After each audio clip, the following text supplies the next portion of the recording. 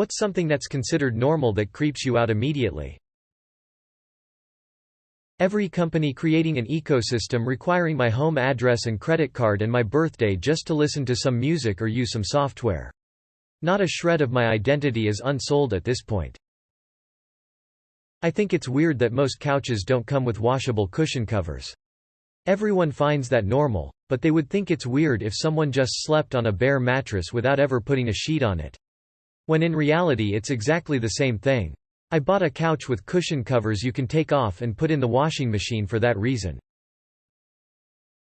People making Instagrams for their babies and making captions as if the baby were writing it. Employers rewarding us with 8-hour staff retreat at work where we are expected to share personal info with each other all day. Staff bonding.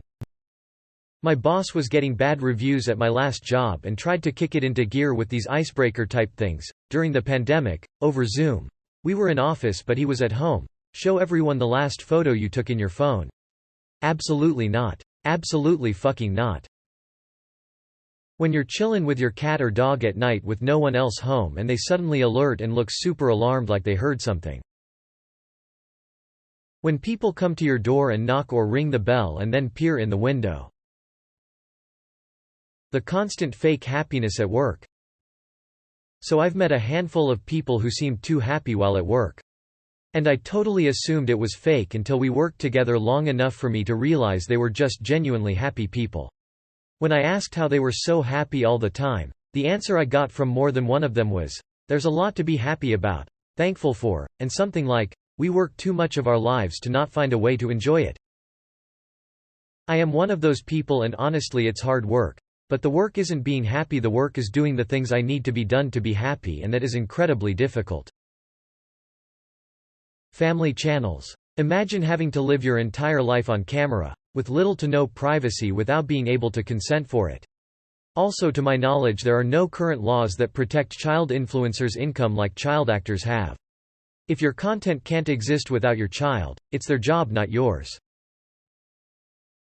When people refer to kids, babies as flirting, when they are just being playful. Influencers' toxic positivity on Instagram. What no hug? When saying goodbye to a person I'd never shown interest in touching. What, no quick fellatio? Prolonged eye contact. And by prolonged, I mean more than 10 seconds. Instagram accounts with nothing but selfies. Hundreds and hundreds of selfies. It totally creeps me out.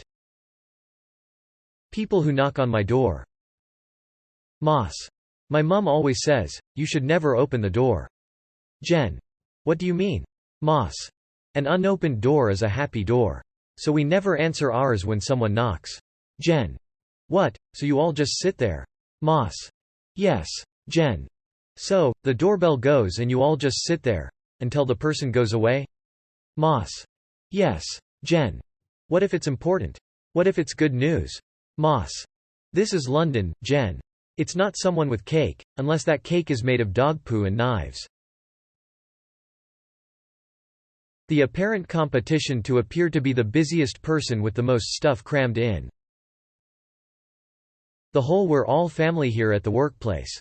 It's like some weird brainwashing to get you to enjoy your job more than you should. Like, no, you're not my family. I'm here to do work and get paid, and that's the only reason I'm here. Open door policies in families.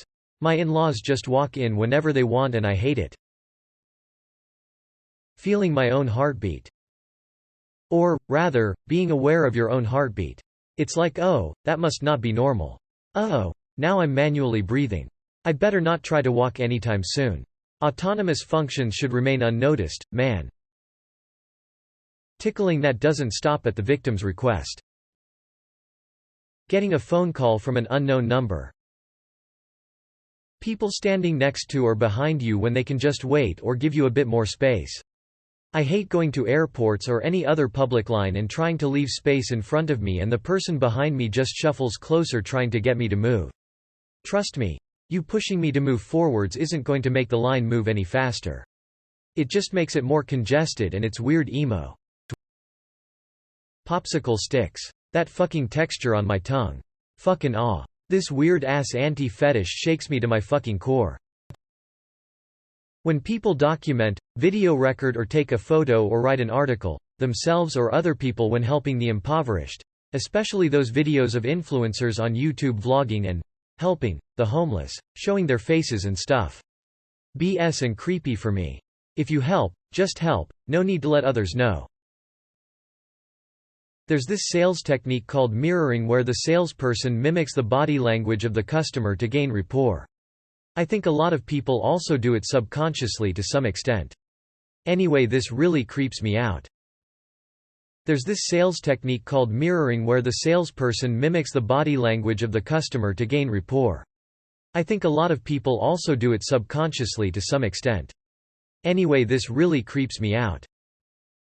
No SDLLCUUX os o elsnoi woqueens op osel eldod o ol ui od weeb o osen o bienbol pak cuost sls buioi plel nbu slcs. True. Or when people say your name repeatedly in a conversation to build rapport, haha. That's enough of that right there, mate. I've got 10 years in sales. There are really right and really wrong ways to use sales techniques, like mirroring. You're not supposed to literally mirror them, you're supposed to match their vibe, tone and demeanor. The problem is that bad salesmen teach, train, so what was supposed to be a clever name became a literal translation. E.g., if you go into a store to ask about the technical specs of a piece of equipment and the representative comes in all bubbly and trying to sell the dream, that representative is going to lose the sale. Not because what they did was wrong, but because it was wrong for that customer. There's this sales technique called mirroring where the salesperson mimics the body language of the customer to gain rapport. My dad is a career salesman of various things depending on his job, and he does this. He also uses a bad Mexican accent with Hispanic people, short choppy sentences with Asians, etc. If I could cringe my entire body out through my asshole and leave my skin propped up standing there as a decoy for my getaway when he starts doing that, then I would. It has been like this for decades. He's completely convinced that this is brilliant people manipulation, while it seems more to me like they're being polite so the strange man goes away. Edit thinking on this more, I think my dad does have a bit of a good point. See, when he does his ham-handed code switches, it works 90% of the time. He does his sales in rural, overwhelmingly white conservative areas.